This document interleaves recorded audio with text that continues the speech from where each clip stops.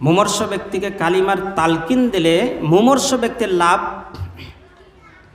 মুআয ইবনে জাবাল রাদিয়াল্লাহু আনহু বলেন, রাসূল সাল্লাল্লাহু আলাইহি ওয়াসাল্লাম বলেছেন, মান কানা আখিরা কালামিহি লা ইলাহা ইল্লাল্লাহ, যার শেষ কথা হবে লা ইলাহা ইল্লাল্লাহ, দাখালাল জান্নাহ, ওই ব্যক্তি জান্নাতে প্রবেশ করবে। অর্থাৎ কালিমা পড়তে পড়তে মৃত্যুবরণ হলে সে জান্নাতে প্রবেশ করবে। হুযায়ফা রাদিয়াল্লাহু আনহু বলেন, আসনাতুন নবী সাল্লাল্লাহু আলাইহি ওয়াসাল্লাম ইলা সাদরি, একদা একদিন আমি প্রিয় নবী সাল্লাল্লাহু আলাইহি ওয়াসাল্লামের বুকের সঙ্গে আমার বুক লাগাইলাম। নবীজি বললেন, হুযায়ফা, 3 শ্রেণীর মানুষ জান্নাতি। এক, মান ক্বালা লা ইলাহা ইল্লাল্লাহু ইবতিগা ওয়াজহিল্লাহ, যে ব্যক্তি আল্লাহর সন্তুষ্টির উদ্দেশ্যে এই কালিমা পাঠ করবে, খতিমা লাহু বিহা, এটাই তার শেষ আমল, দাখালাল জান্নাহ, ওই ব্যক্তি জান্নাতে প্রবেশ করবে।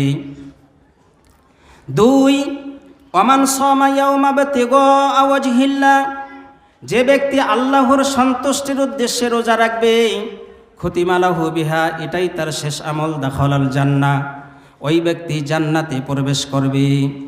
3, ওমান তাসাদ্দাকা বিসাদাকাতি ইবতিগা ওয়াজহিল্লাহ, যে ব্যক্তি আল্লাহর সন্তুষ্টির উদ্দেশ্যে দান করবে, খতিমা লাহু বিহা, এটাই তার শেষ আমল, দাখালাল জান্নাহ, ওই ব্যক্তি জান্নাতে প্রবেশ করবে। বলছিলাম 3 শ্রেণীর মানুষ জান্নাতে প্রবেশ করবে। তন্মধ্যে 1 শ্রেণী হচ্ছে মান ক্বালা লা ইলাহা ইল্লাল্লাহু ইবতিগা ওয়াজহিল্লাহ, যে ব্যক্তি আল্লাহর সন্তুষ্টির উদ্দেশ্যে এই কালিমা পাঠ করবে, খতিমা লাহু বিহা, এটাই তার শেষ আমল, দাখালাল জান্নাহ, ওই ব্যক্তি জান্নাতে প্রবেশ করবে। অর্থাৎ কালিমা পড়তে পড়তে মৃত্যুবরণ হলেই সে জান্নাতি। এজন্য মুমূর্ষ ব্যক্তিকে কালিমার তালকিন দিতে হয়। এরপরে লোকটি যখন মৃত্যুবরণ করল, সর্বপ্রথম করণীয় মাইয়েতের চক্ষু দুটো বন্ধ করে দিতে হবে। মাইয়েতের চক্ষু দুটো বন্ধ করে দেওয়ার সময় প্রিয় নবী সাল্লাল্লাহু আলাইহি ওয়াসাল্লাম খুব গুরুত্বপূর্ণ একটি দোয়া আমাদেরকে শিখিয়েছেন। সেই দোয়াটি পড়তে হবে। দোয়াটি হচ্ছে, আল্লাহুম্মা গফির লাহু ওয়ারফা দারাজাতাহু ফিল মাহদিয়্যিন ওয়াখলুফহু ফি আকিবিহি ফিল গাবিরিন ওয়াগফির লানা ওয়া লাহু ইয়া রাব্বাল আলামিন ওয়াফসাহ লাহু ফি কবরিহি ওয়া নাওয়ার লাহু ফিহি। এই দোয়াটি কখন পড়তে হবে? মাইয়েতের চক্ষু দুটো বন্ধ করে দেওয়ার সময়। খুব গুরুত্বপূর্ণ দোয়া।